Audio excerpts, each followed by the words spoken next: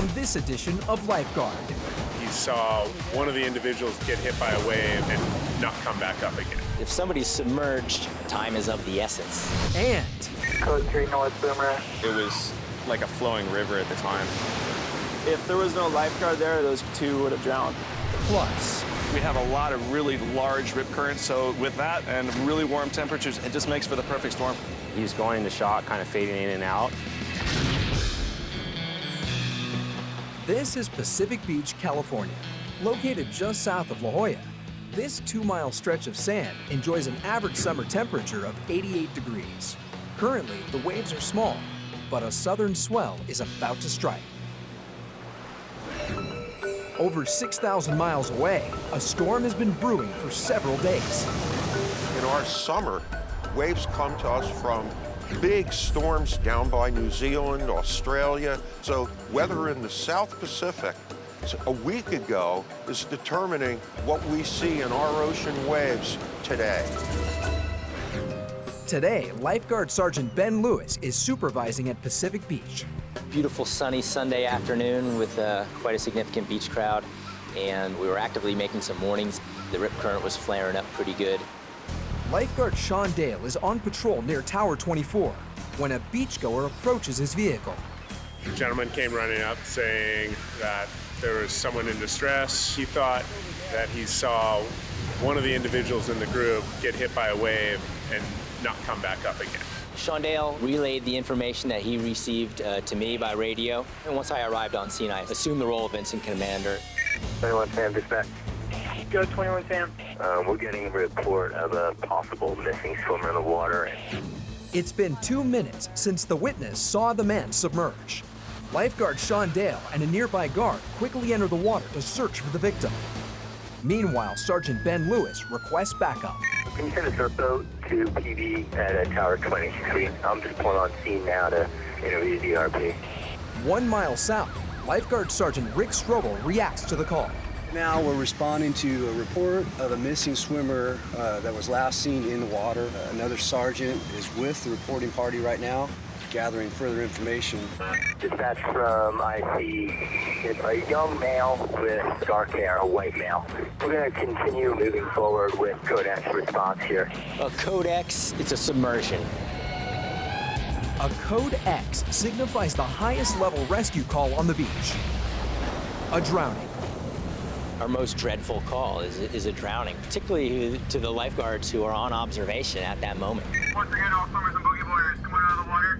Exit the water this time. If somebody's submerged, brain damage sets in 4 to 6 minutes, to be blunt.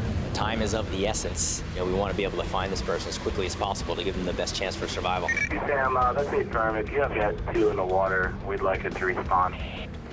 Lifeguard Shiloh Spangler arrives by PWC and is one of the first guards on the scene. There was 2 other guards in the water when I first got there. It was in a rip current area, so it was really murky. 4-foot swells and 8-knot wind creates poor visibility. To find the victim, they'll have to put as many lifeguards in the water as possible. Is there a unit from La Jolla coming as well? 3 Sam with 2 dive team members, 4 in total. Grant, you run this team, all right? You're the line leader. You'll need a line. We got 2 teams of 4. Excellent. I'd like to request air support from San Diego Fire, and they can respond and come up on Lifeguard Dispatch 2. We had medics responding. We had police responding, and we had a fire rescue helicopter. So it's very important for all those different resources to have a point of contact, which is the incident commander, Sergeant Lewis. With the rising swells and churning current, the clock is running out for any chance of survival. Sergeant Lewis can only hope the response is not too late.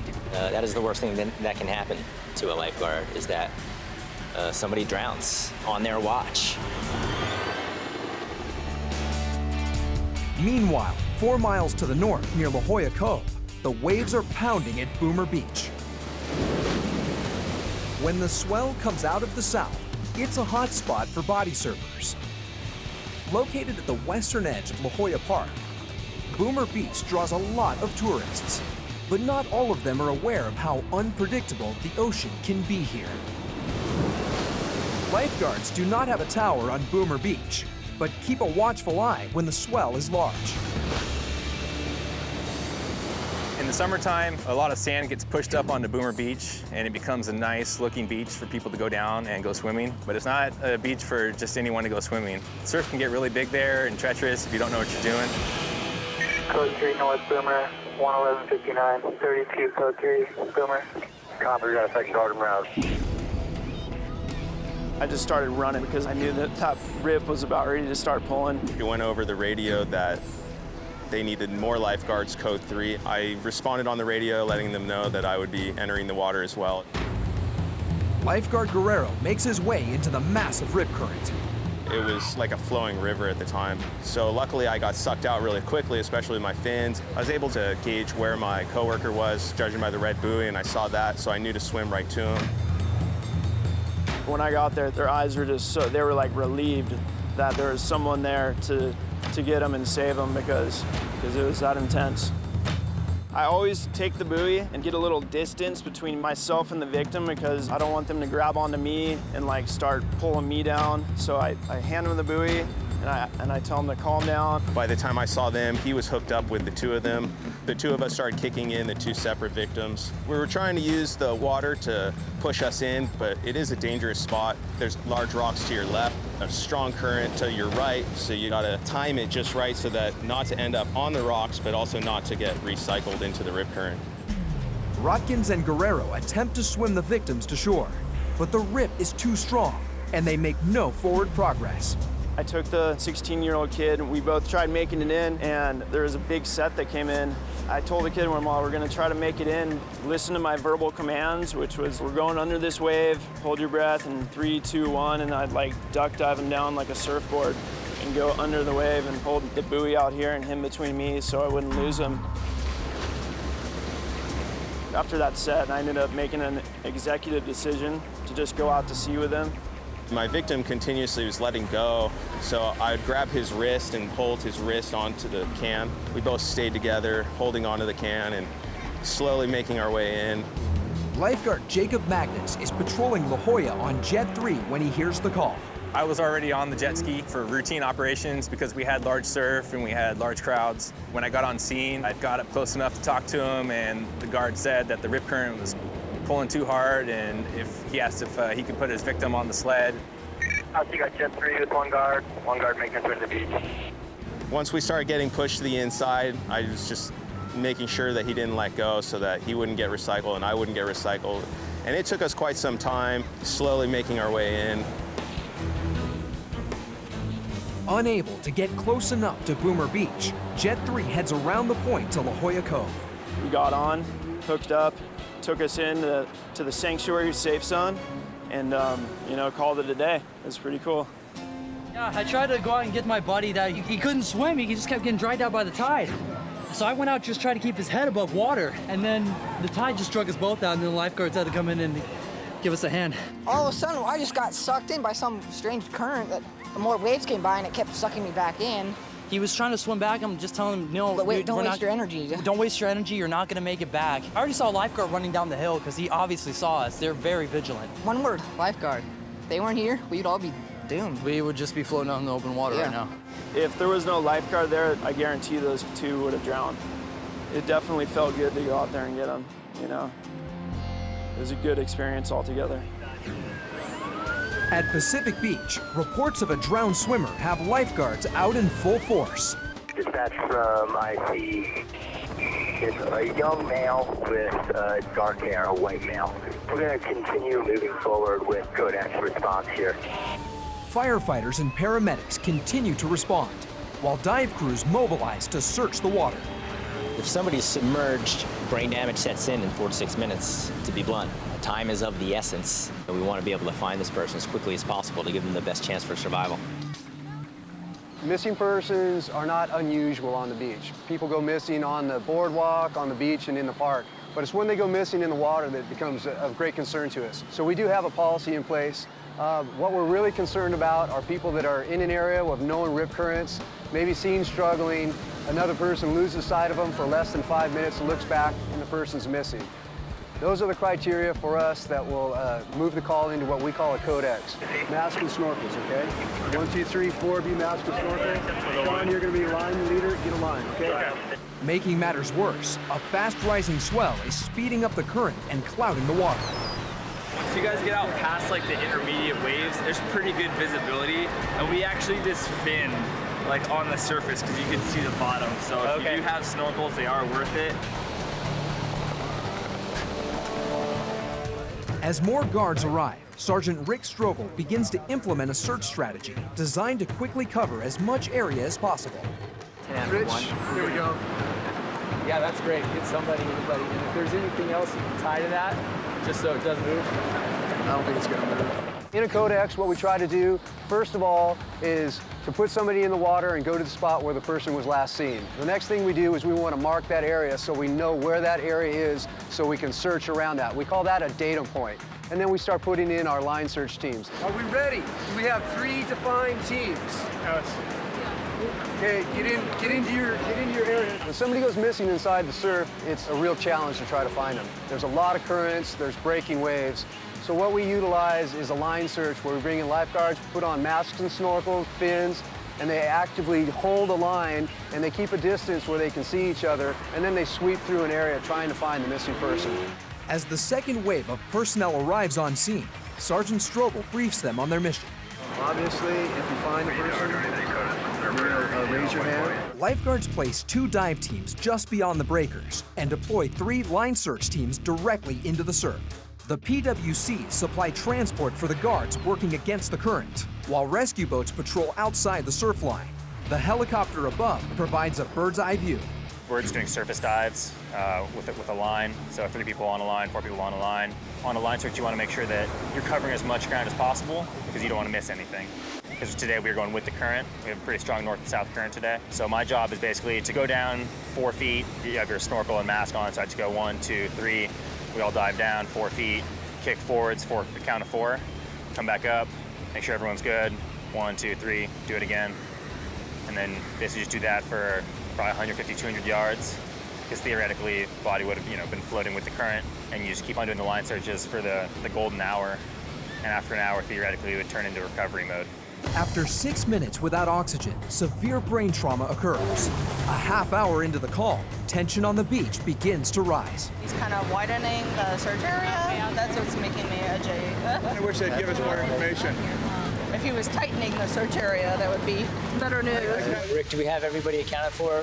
Line search, dive numbers? Yeah, we put 1, 2, 3, 4, 5, 6 line search teams all went into the water. 4 dive team members went in on scuba. Okay, excellent.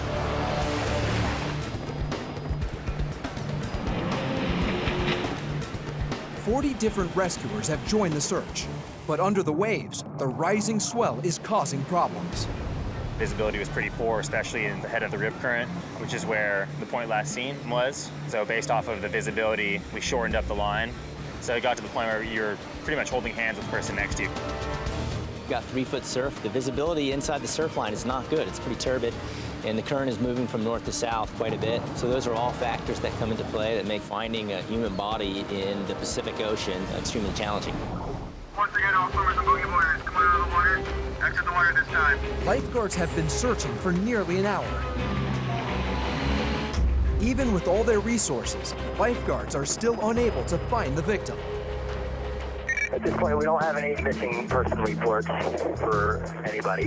When you start these things, the tendency is to think that, well, it might not be, a codex, it might not be a submerged swimmer, but then you're thinking, what if it is? So we go at it 100 miles an hour. We put all our resources out there. The search hits the hour mark. There are no sightings in the water and no missing reports on land. Confident that this is a false alarm, Lewis calls off the search. We've conducted a search for 1 hour based on witness testimony, a lack of report of a missing person. We're going to call this search at this time. The information started to tell us that it wasn't a true codex, it wasn't a witness drowning, and it was most likely a non-call. I see dispatch, we're going to be clear at Pacific Beach and command terminated. It's actually a gratifying feeling seeing an incident being managed so well by our staff. Completely appropriate response on our part of the sergeants. This is a perfect scenario where a person actually is not missing after all, and everyone's going to get to go home safely tonight.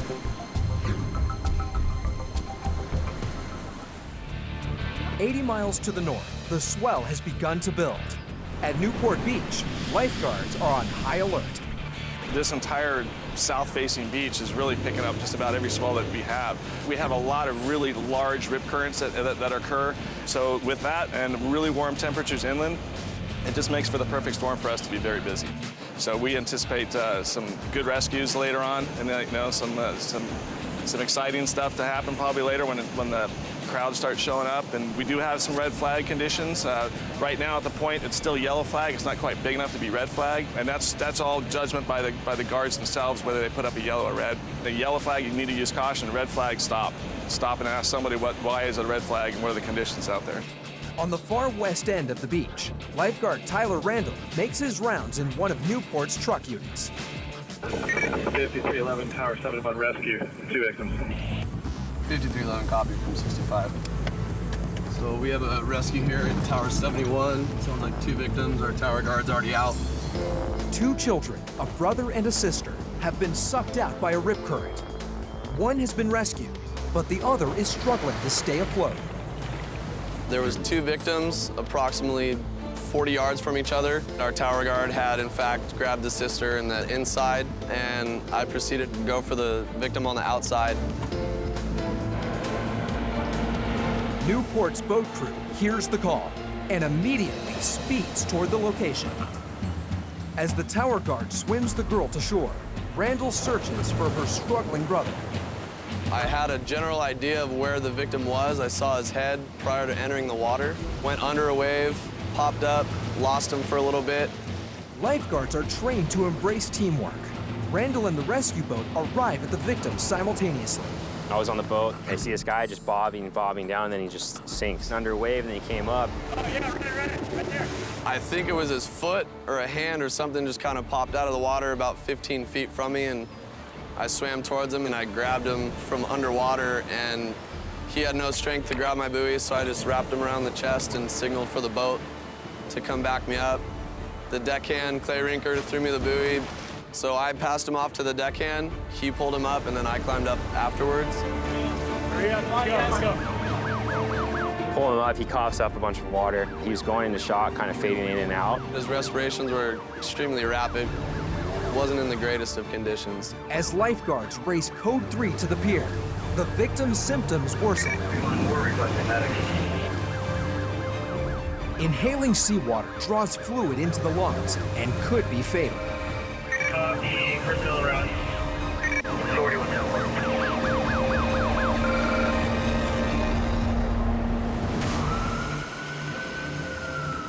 As the rescue boat arrives at the pier, the large swells make it difficult for lifeguards to back the boat in and transfer the patient to safety.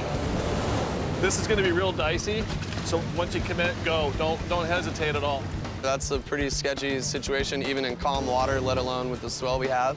We're going to put 2 guys on the boat, and we'll leave 2 guys here, and we'll just leapfrog them out. It's just good communication between the crew on the deck, the crew on the boat, kind of coordinating when we're going to back in, and it's got to be quick and precise. Okay, you 2 are going on? When he tells you go. Now. Go. Go. Okay, stand by. Get him set up, and then he'll hand them to us. Dude, spin him around, give him head first to us. If the transfer isn't timed perfectly, the boy could slip between the dock and the boat and be crushed. My main concern, the deckhand's main concern at that point, is just initiating the handoff properly and making sure that they have control over the patient as well as us. Yeah, he's taking the head, I'm taking the side. Go. Yep. Got it. We got him. Let's go all the way up with him. How you doing? Okay. You have any trouble breathing? Hold on, he's aspirating. The boy is not out of danger yet. He is still coughing up water. Medics turn him on his side to help relieve him. All right, spit it all out, all right? You didn't hit your head or anything, right? You were just in the water? Okay, so your neck or back don't hurt? Your lifeguard truck, we're in a lifeguard truck, and we have the medics at the base. At the base? Okay, you want to keep going then? I got him. All right, you got him. So you know who those guys were, remember who they were? Oh, yeah. Okay. Yeah.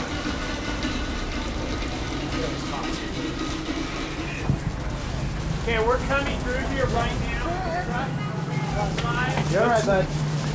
Let's do, just get in the back. Let's do, you want feet in first, because then it'll be easier to turn if we have to. Yeah.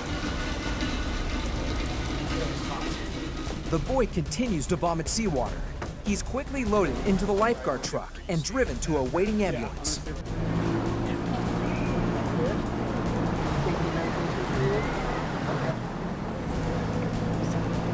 All right, but you're doing really good, all right? Just worried about some of that water you swallowed, and that's why you're spitting up all that water and kind of vomiting a little bit, okay? All right, we're going to take good care of you. We've got a paramedic band here. We're feeding it back, and we're going to bring you up to the hospital. You're drowning. Lifeguards picked him out of the water. He has been vomiting. He's been clutching it.